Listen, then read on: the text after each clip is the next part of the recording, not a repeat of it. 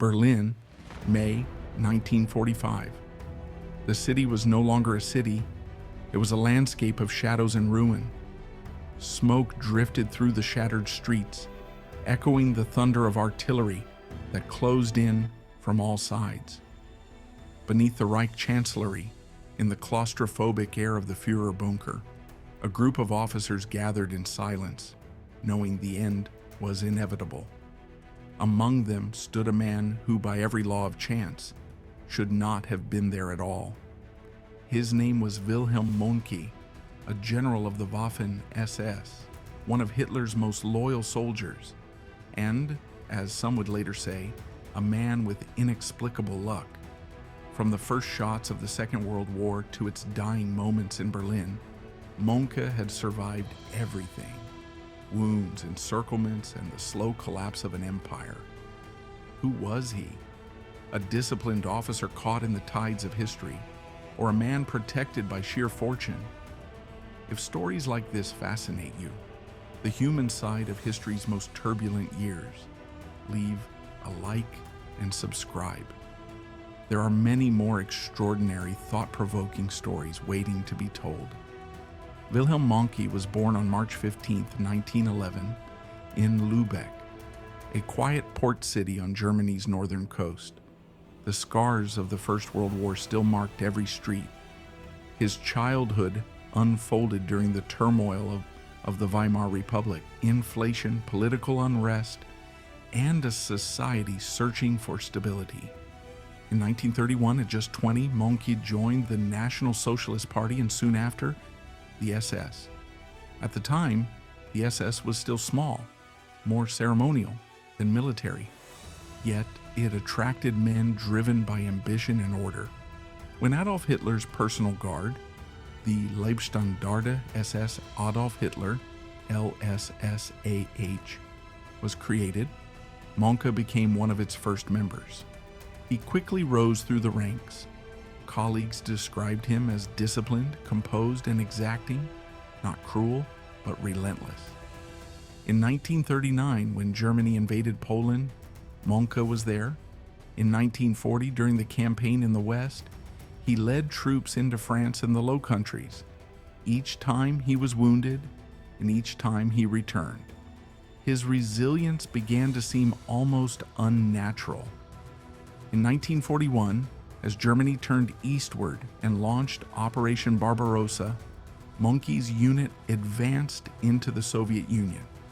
The war on the Eastern Front was unlike anything before. Vast distances, brutal conditions, and enormous losses on both sides. Mohnke commanded a battalion of the Leibstandarte, and by late 1941 near Rostov, he was severely injured by artillery fire. His leg was shattered. Doctors thought he might never walk again, but he did.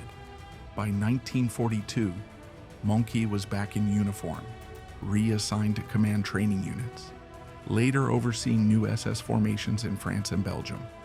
Wherever he went, his survival followed him. Even after his unit suffered devastating losses, Mohnke somehow reappeared, reorganized, and moved forward. By 1944, he was promoted to SS Brigade Führer and given command of the 26th SS Panzer Grenadier Regiment within the 12th SS Panzer Division Hitlerjugend. During the Allied invasion of Normandy, his troops fought near Caen. The division's heavy casualties reflected the chaos of that summer, but Mohnke survived again. Later that year, during the Battle of the Bulge, he commanded a Kampfgruppe in the Ardennes offensive.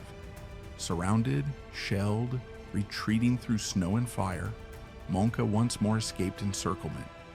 Among soldiers, he gained a strange reputation. Mohnke always makes it out. As 1945 began, the Third Reich was collapsing. The Red Army pressed in from the east, the Allies from the west. In April, Mohnke received orders that would mark his place in history. He was appointed to command the defense sector of central Berlin, including the Reich Chancellery and the Führer bunker itself. It was not a strategic command, it was symbolic. a gesture of loyalty at the end of the world. With a few hundred men, Mohnke organized makeshift defensive positions amid the rubble. He divided the city center into 4 sectors, coordinating what remained of the SS, police, and Volkssturm units. For 2 weeks, Berlin became a fortress of desperation. Civilians, soldiers, and youth battalions fought street by street. Inside the bunker, Mohnke witnessed the final moments of the regime, Hitler's last conferences, the growing silence as officers realized there would be no surrender, no miracle.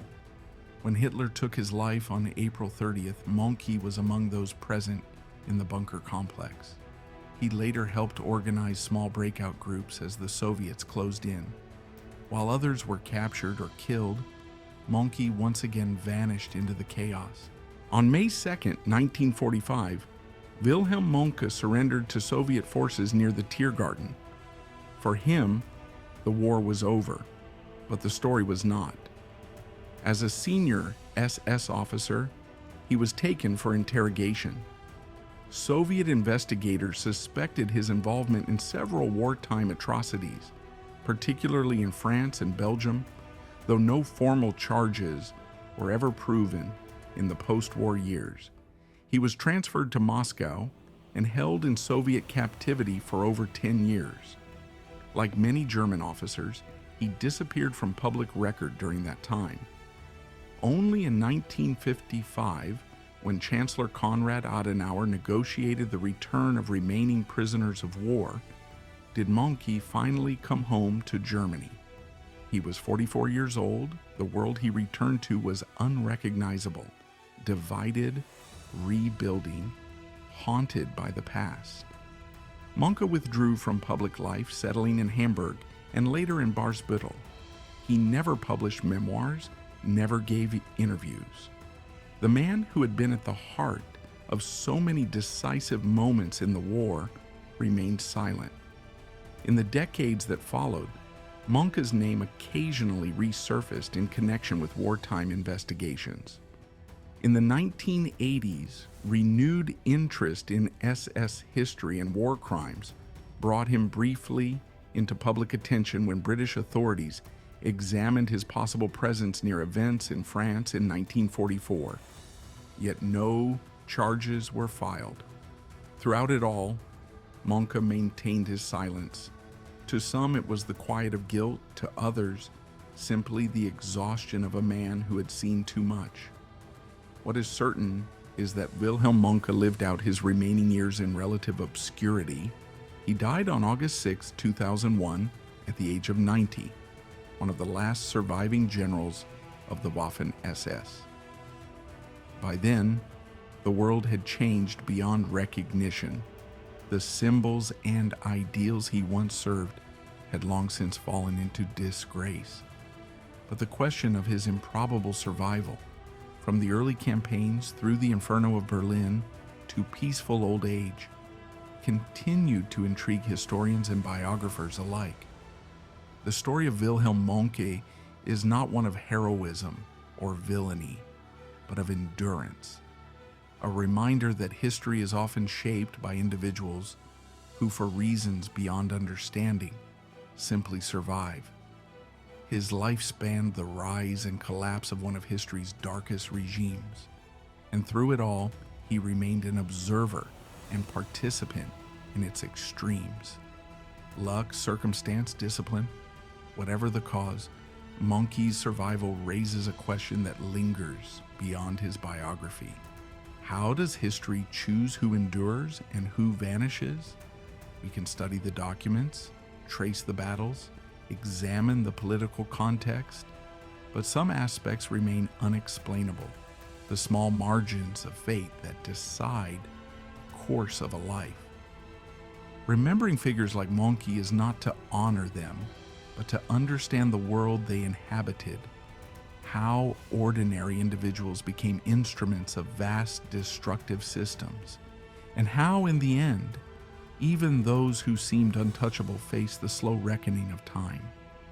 If this story resonated with you, like, subscribe, and turn on notifications. so you won't miss more explorations into the forgotten corners of history.